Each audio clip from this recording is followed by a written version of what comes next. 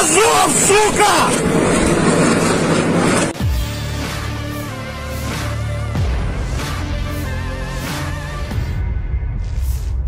Beredar rekaman memperlihatkan sebuah video tank T-72B3 Rusia yang terkena granat peluncur roket. Namun saking kuatnya, tank tersebut terlihat tak rusak sedikit.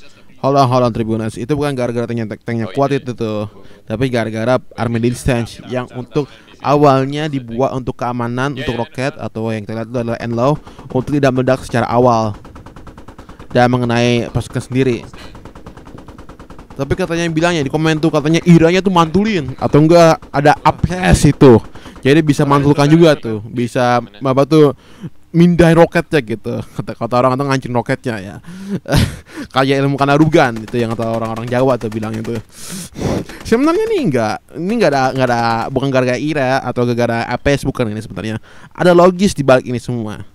Jangan ambil salah paham.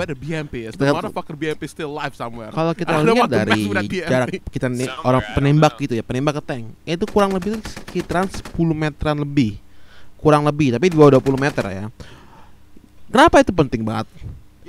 Di end low mereka punya ability sekitaran 20 meter. Kalau kita lihat di manufaktur ya itu minimal tuh 20 meter. Dan kita lihat dari sana dan kita lihat dari videonya itu kata orang itu ditanya kok yang gue lihat di MTK tuh jadi yang belajar Pythagoras itu yang ngatur jarak itu katanya itu 13,6 meter. Kalau gue lihat sih ya kurang lebih sekitar situ lah juga. Jadi ini udah misalnya atau roketnya ya kita lihat itu end low-nya itu adalah di bawahnya army distance itu pasti nggak bakal meledak. Walaupun lu paksain juga itu nggak bakal meledak. Dan dari video yang kita lihat juga atau dari kamera kita lihat ini nih ya, itu pun ya tanknya juga kena rusak juga sebenarnya juga ya. MI-nya kena dan eranya kebakar walaupun nggak meledak karena era juga pun ada sistem kameranya juga, jadi juga itu nggak ada parameter ledaknya nggak prematur. Jadi kalaupun nggak ada impact, maksudnya ada impact ringan kayak 30 mil sama 40 mil granat launcher ya dari M203 punyanya Amerika, itu era nggak pasti nggak bakal meledak kecuali kena hit dari RPG-7 dan hit dan IPD-SFS itu pas meledak. Karena era pun juga ada sistem keamanannya juga untuk mencegah ledakan prematur. Jadi bukan tanknya kuat ya, tapi operatornya melakukan kesalahan karena nembaknya terlalu dekat. Dan paling lucunya dari video ini ya, kok itu tank maju sendirian dan orang ini nembaknya dari samping, kok bisa? Kan ini kan tank harus di city warfare kan, atau peperangan di city kan, di kota kan, perlu ada pengawal infanteri. Kok ini nggak ada pengawalnya? Kemana pengawal infanterinya? Ini tank mau kayak mau ditembakin aja gitu, kayak gue di sini gue pakai tank, gue nggak punya pengaman atau nggak punya betul perlindungan dari infanteri, kayaknya mau dia cek mau ditembak hitungannya. Kan ini taknya udah salah ya nenek. Makanya T72 TED kan itu kasualitas sih banyak setengah mati karena gini taksinya mereka yang mereka pakai rata-rata ya, bukan gara-gara krunya nggak tahu cara main nggak tahu cara pakai tank ya, cuma komunikasinya itu agak susah. Kalau gue lihat di berita juga tuh komunikasinya antara pasukan Rusia ke Rusia lain itu agak ya kurang gitu ya. Jadi ya gitulah. Jadi di balik semua ini pasti ada logiknya. Kenapa tank itu masih hidup dan kenapa tank low-nya itu nggak meledak atau nggak melakukan penetrasi ke tank itu. Semua pasti ada logis ya. Nggak bakal mungkin nggak ada logis. Mayoritas ya. Mungkin ada beberapa hal yang mungkinnya bisa dijelaskan, tapi ada itu namanya. Tapi untuk saat ini masih bisa dijelaskan kenapa low-nya itu nggak meledak. Jadi ya gitulah. Tapi paling lucu nggak dari video ini? Komentarnya tuh lucu-lucu semua nih ya. Contohnya dari Bustomi, semakin hari semakin Rusia memperlihatkan teknologi militernya.